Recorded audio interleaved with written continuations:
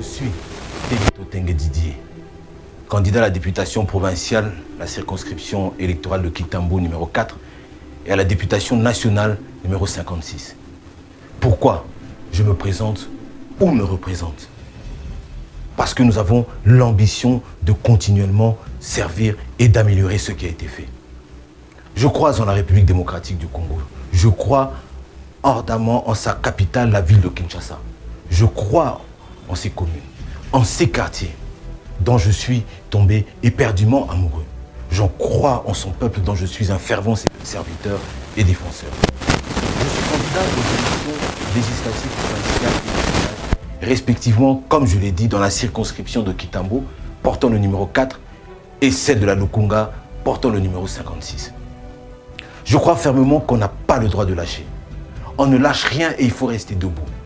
Car demain commence maintenant.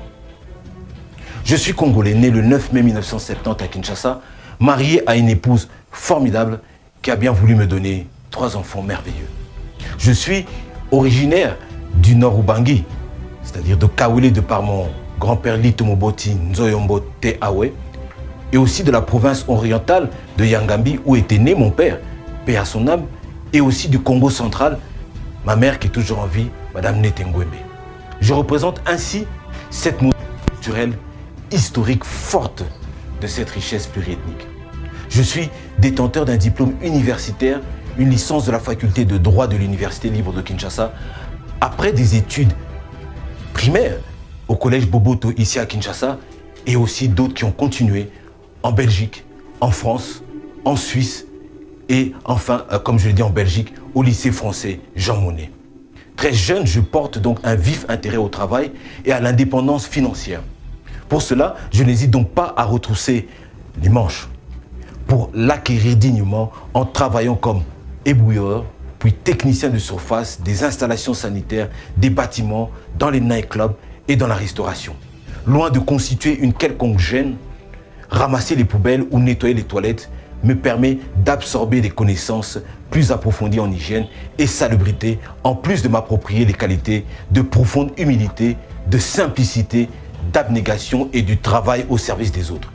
Plus tard, j'embrasse le marketing et le commercial sur terrain, un service d'écoute, de proximité, de réponse aux attentes. Par la suite, je saisis cette opportunité qui m'est offerte de me pencher sur l'organisation des établissements de restauration, en commençant à la base comme serveur, avant de terminer comme manager, mais surtout avant d'acquérir une expérience substantielle, prouvée au poste de manager de restaurant, puis manager événementiel. Je me retrouve alors à expérimenter l'une des citations les plus pertinentes de Ivan Odoir. Pour gravir un échelon dans la hiérarchie, il faut souvent passer par l'escalier de service, ainsi que le proverbe bantou. L'éducation forme, l'expérience forge. En 2008, je devins bourgmestre de la commune de Kitambo. Mon appel se dessine, mes convictions se profilent. Le travail pour moi sera toujours le service du prochain, le don de soi. Il reste la clé de la porte qui mène à la concrétisation des rêves, même jugés trop grands, à la réalisation des ambitions, même jugées démesurées. Dans cet esprit, tenant les rênes de la maison communale de Kitambo, pendant 11 années consécutives, j'ai travaillé d'arrache-pied pour l'ouvrir au monde, m'inspirant bien souvent des standards européens de l'administration municipale, en l'occurrence les standards de la commune d'Uccle en Belgique, avec laquelle nous avons travaillé dans une collaboration incontestablement fructueuse. C'est aussi grâce à une équipe municipale dynamique, minutieusement constituée par mes soins, que le contrat passé avec les habitants de la commune de Kitambo a été rempli, que les actions impulsées et pérennisées ont été un véritable succès. Parce que on ne lâche rien, on reste debout et nous avons tenu nos engagements. Que ce soit au niveau des constructions nouvelles, de l'aménagement des bâtiments publics, de l'aménagement du marché de Kitambo, de la rénovation des bureaux abritant la maison communale de Kitambo, de la rénovation de ses équipements et de la consolidation de sa comptabilité, de la construction des bureaux de quartier, des échanges de personnel qui étaient bénéfiques à la commune de Kitambo.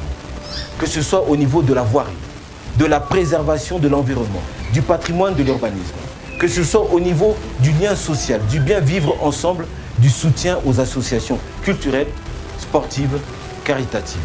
que ce soit au niveau de la communication et de l'information aux habitants, du maintien de l'hygiène et de la salubrité, de l'assainissement des installations sanitaires publiques. Que ce soit au niveau de la sécurité, où la lutte acharnée contre les criminels communément appelés Koulouna dans cette circonscription restait une principale avancée sociale du mandat, où nous avons réussi à circonscrire ce problème et à les doter des moyens de travail et surtout localiser un point précis.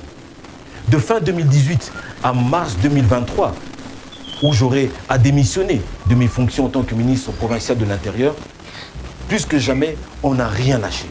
On est resté debout, car pour nous, demain, c'était aujourd'hui.